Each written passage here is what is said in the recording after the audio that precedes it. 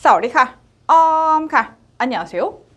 입니다. 네, 여러분 안녕하세요. 이어서 계속해서 진도 이어나가도록 하겠습니다. 이번 시간은 sit, 만우사이촌 캄프린탄이라는 명사구 문장을 단순 직역에서 의역적 재구성 그리고 담론의 흐름까지 총 4단계에 거쳐서 심화 분석을 해보는 시간입니다.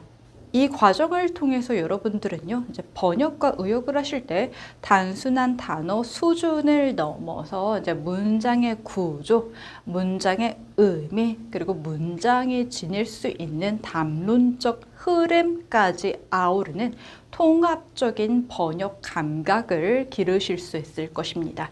그럼 본격적으로 직역, 자연화, 의미 축약, 그리고 의미적, 의역적 재구성까지 총 4단계에 걸쳐서 한번 어떻게 번역 과정이 의역 과정으로 이루어지는지를 공부해 보겠습니다. 자, 첫 번째 단계, 직역 단계, 단어 나열 단계 한번 볼게요. 첫 번째 번역 단계입니다. 바로 직역인데요. 이 1차 직역이라는 것은요, 단순히 단어를 나열하는 단계예요. 그러니까 사전에서 사전적 의미로 단어의 의미를 찾아보는 것이겠죠. 자, 우리 배웠어요. 일단 명사구를 우리가 번역을 할 때 첫 번째 핵심 명사부터 파악을 해라. 자, 명사구의 핵심 명사는 보통 맨 문두에 위치합니다. 그래서 일단 한번 끊어볼게요. 단어에 우리가 사전적 의미를 가진 단어로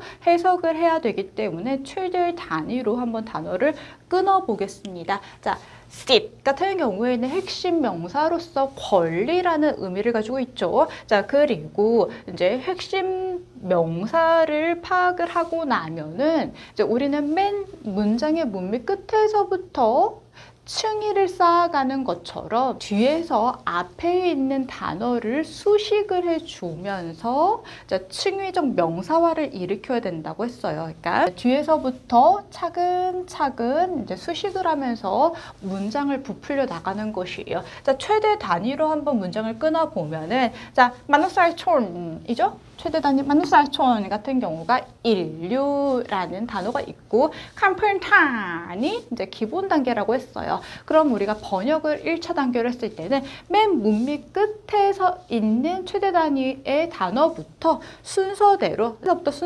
나열을 하면서 번역을 하는 거예요. 그래서 이제 1차 직역 단어 단위 나열. 그래서 1번 자, 캄프린탄 이제 문맥 끝에 있는 단어를 먼저 첫 번째로 이제 직역을 한다. 캄프린탄 같은 경우에는 기초 단계 아니면 기본 단계로 번역할 수 있다. 자, 두 번째, 자, 캄프린탄 앞에 이 전치되어 있는 만우사이촌이라는 단어를 또 두 번째로 나열을 한다. 만우사이촌 같은 경우에는 자, 인간무리 혹은 인류이다. 왜 인간무리인가? 만우사이촌 같은 경우에는 만웃하고 촌이라는 두 개의 명사가 복합된 복합 명사로서 새로운 인류라는 의미의 뜻을 가지고 있는 단어로 재탄생된 것이다. 그래서 만웃이라는 인간과 촌이라는 무리를 자, 각각 따로 직역을 하면은 인간 무리가 될 수 있고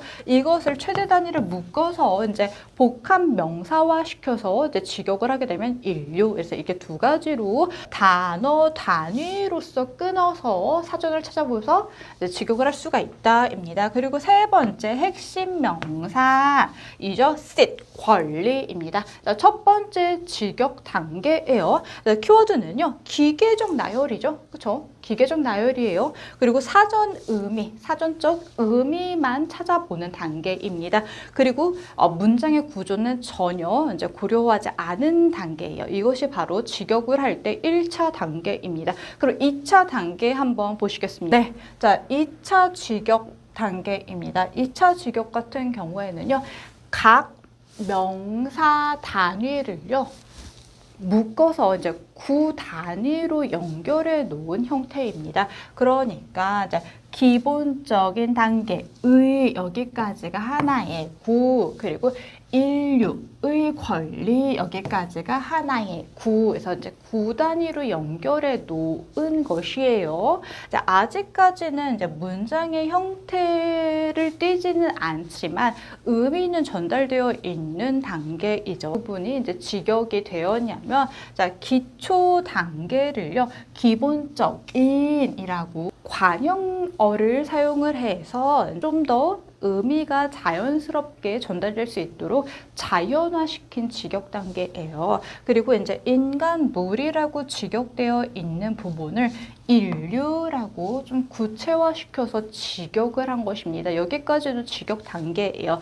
이제 이 2차 직역의 특징은요. 이제 칭의적 명사화 구조는 유지하면서 직역이 들어간 거예요. 칭의적 명사화란 맨 문미 끝에서부터 층계를 쌓아서 수식을 하는 구조로 결국에는 핵심 명사를 꾸며준다인 것이에요. 그러니까 이제 기초 단계 같은 경우에도 기본적인 단계로 자연화됐죠. 명사와 칭의란 칸, 푼, 탄 같은 경우에도 명사 덩어리예요. 이제 두 개의 명사가 이제 묶여서 기본 단계로 의미가 전달되는 것이기 때문에 푼탄이라는 기본 기초라는 명사가 수식을 해서 칸이라는 단계를 수식해서 기본 단계로서 직역이 되고 이 기초 단계, 기본 단계로 직역되어 있는 부분을 이제 기본적인이라는 한국어의 관형어를 사용을 하여서 기본적인 단계로 자연화시킨 거예요.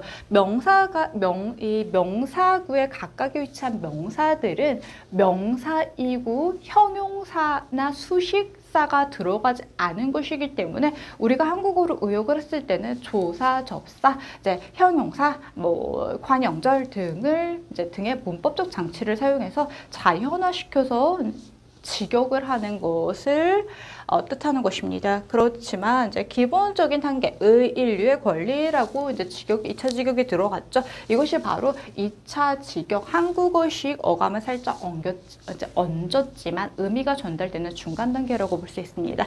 자연화가 시작되고 있는 단계이다입니다. 자, 3차 직역 단계입니다. 3차 직역 단계는요, 이제 기본적인 인간의 권리라고 이제 기본적인 단계의 인류라고 구 단위를 끊어 놓았던 문장을 기본적인 인간으로 이제 의미를 압축시키고 중첩되는 부분을 좀 더 간결화시켰어요. 그렇죠? 여기에서부터는 한국어 문법과 문장의 흐름에 맞춰서 의역적 재구성이 시작되는 단계입니다. 문장의 구조를 재배치하고 담화적 흐름에 맞게 이제 문장을 아주 간결하게 정돈하는 단계예요. 그렇죠? 여기에서 담화적 흐름이란 단순한 단어나 어휘의 나열을 말하는 것이 아닙니다. 즉, 연속된 말이나 글 전체의 의미 구조와 흐름을 다루는 개념이란 말이에요. 즉, 담화적 흐름이란 문장과 문장의 사이의 관계에서만 국한된 것이 아니라 문장과 사회적, 문화적 맥락의 사이의 관계를 포괄하는 개념입니다.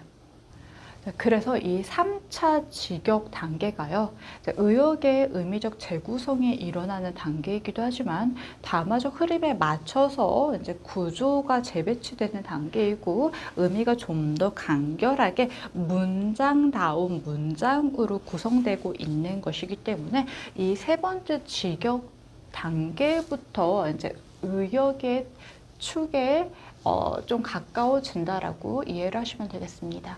네 번째 단계예요. 네 번째가 4차 의역 단계입니다. 자, 기본적인 인권이라고 최종 의역이 되었어요. 이 형태가 가장 자연스러운 형태이자 담론적 의미까지 축약되어 있는 형태예요.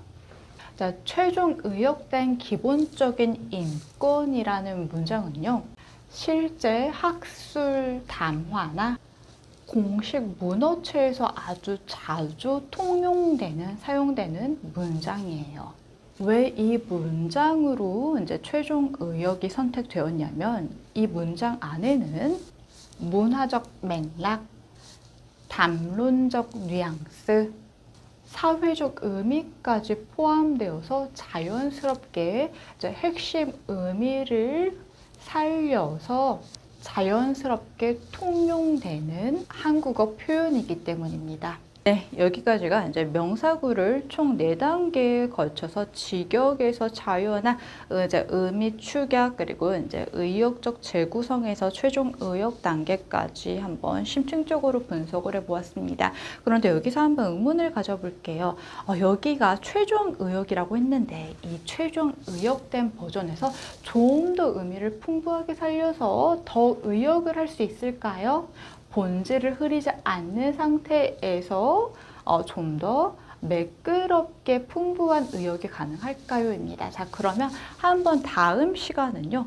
이 최종 의역 단계에서 좀 더 살을 붙여서 본질의 이제 핵심적인 맥락의 본질을 흐리지 않는 상태에서 어떻게도 의역이 가능한지 한번 보겠습니다. 다음 시간도 기대해 주세요. 짜파이까 안나가?